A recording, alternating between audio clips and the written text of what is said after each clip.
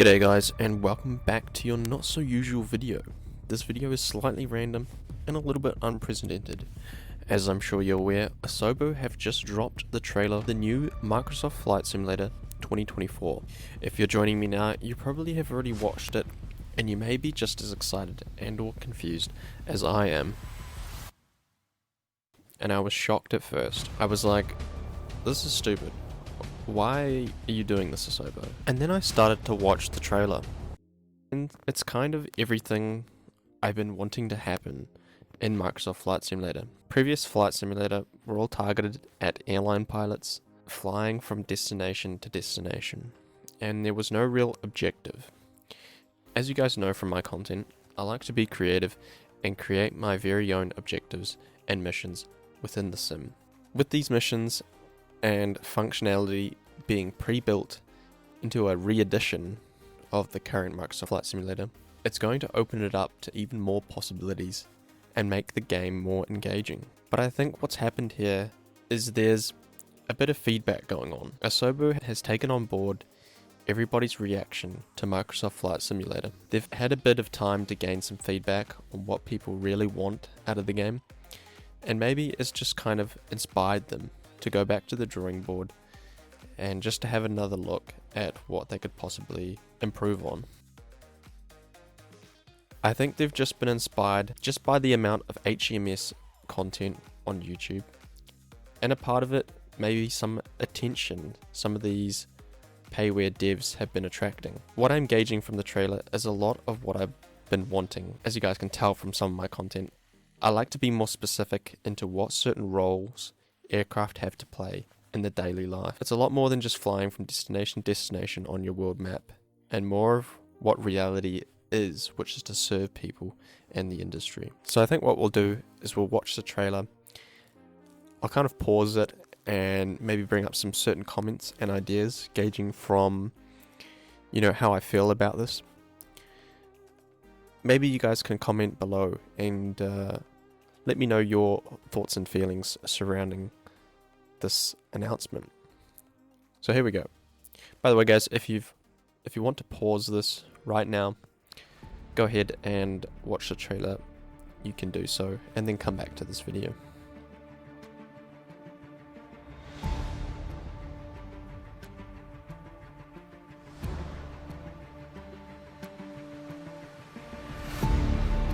So we have Ariel Firefighting. They've really looked at the leaders on the front line of Payware creation. High performance work. I've got to give it to them.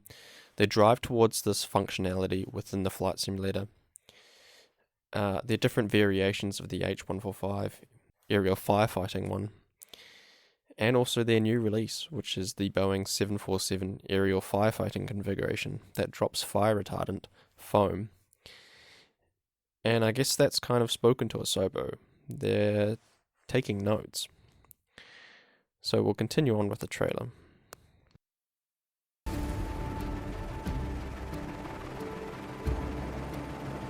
So here we have search and rescue, and Asobo is acknowledging that this is a part of the game now, and this is what the community wants. We also see some shrubs being affected by the downwash, which is a really cool effect. Then we have these what appears to be offshore missions with the H125 and a external view of one of the avatars. Maybe inspiration from the Aerosoft offshore landmarks, or it could be the same scenery Payware by Aerosoft that's incorporated now. Their North Sea pack. This is something that I would like to get out of a flight simulator, to be able to walk within the sim and maybe report to and from a platform outpost, maybe even fill in a post report, and fly cargo and offshore workers to different platforms, and to maybe get some sort of monetary system within Flight Simulator. Maybe you could start your own company. So here we can see some of the physics that is going to be implemented into 2024 with the sling loaded object swaying from the line connected to the helicopter. We've got really is a high performance group. Although they've done a fantastic job, it's just a static line and the object has no collisions.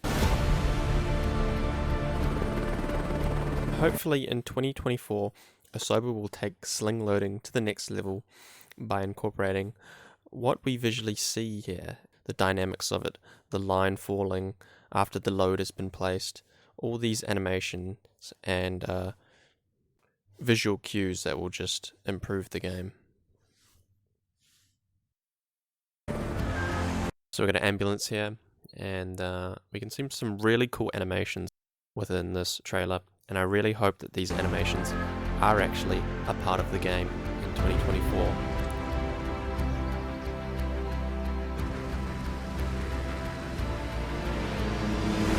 Agricultural spraying is something that I've just displayed on my channel.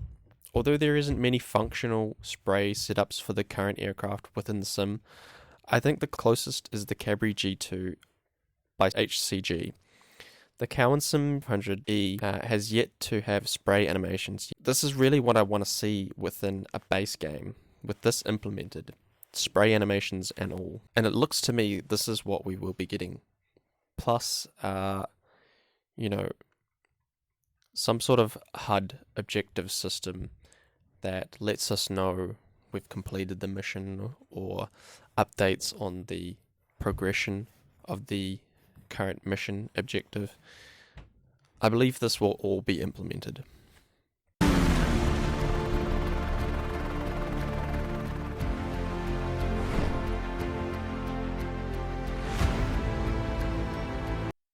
The Sikorsky Sky Crane is a massive helicopter, and one of the roles that it plays is helping these large power lines and segments to be slinged into extremely remote sites.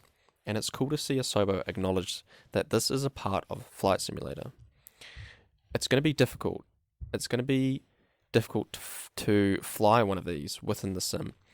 It'd be interesting to see whether they do a good job of simulating what it would feel like to fly one of these massive helicopters under load with a 10-ton pendulum swinging underneath the rotor hub and the rotor blade system.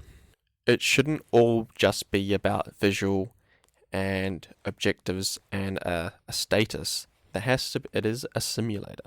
So they have to simulate this, all the physics and dynamics that go with how this performs in real world.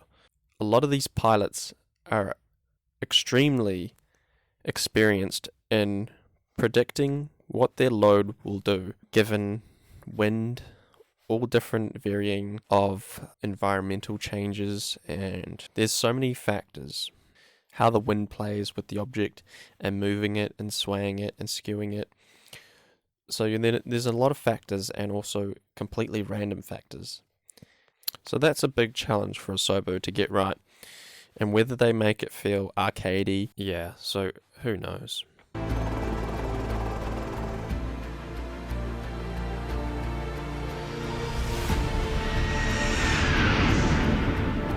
So here we have a pretty cool C1, look what appears to be a C-130 landing at Antarctica, and it looks like there's a little bit more in depth when it comes to the scenery and the models and the different model props around in the game.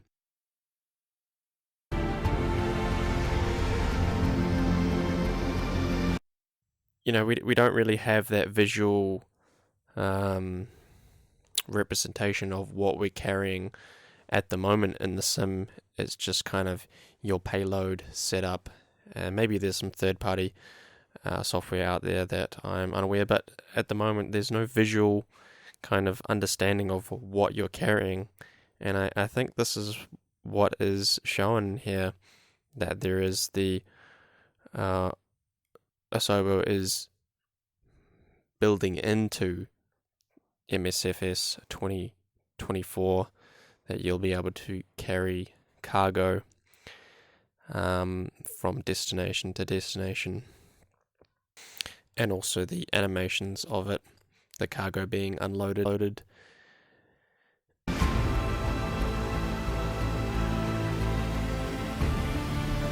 So that's quite cool. So yeah, I'm quite shocked that this is completely random. I mean, a lot of games out there do this. Farming Simulator, you know, they had 17, 19, now they have 22. So what's that? 3 years between 19 and 22. So it's going to be the same for Flight Simulator, I feel like, from now on. Since the release of Asobo's announcement of MSFS 2024, there's been a few questions raised by the concerned flight sim community. A lot of people will be complaining about how they haven't,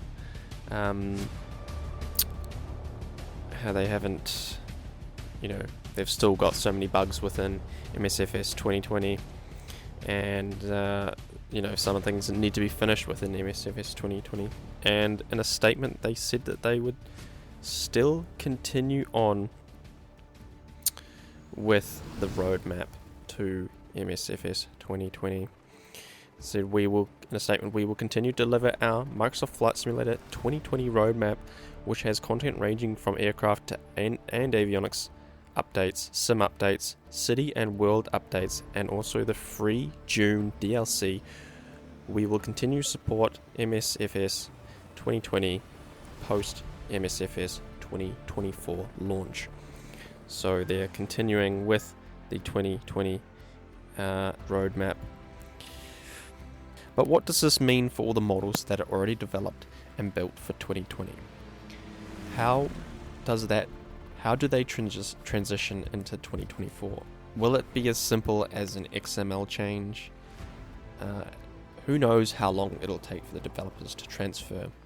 A lot of the flight sim community has invested their time and money into the add-on scenery and aircraft, payware, and a lot of them are concerned about whether or not these add-ons will be supported by the new re-edition of Microsoft Flight Simulator. Will all purchases that have been made from the marketplace be transferable to the new simulator?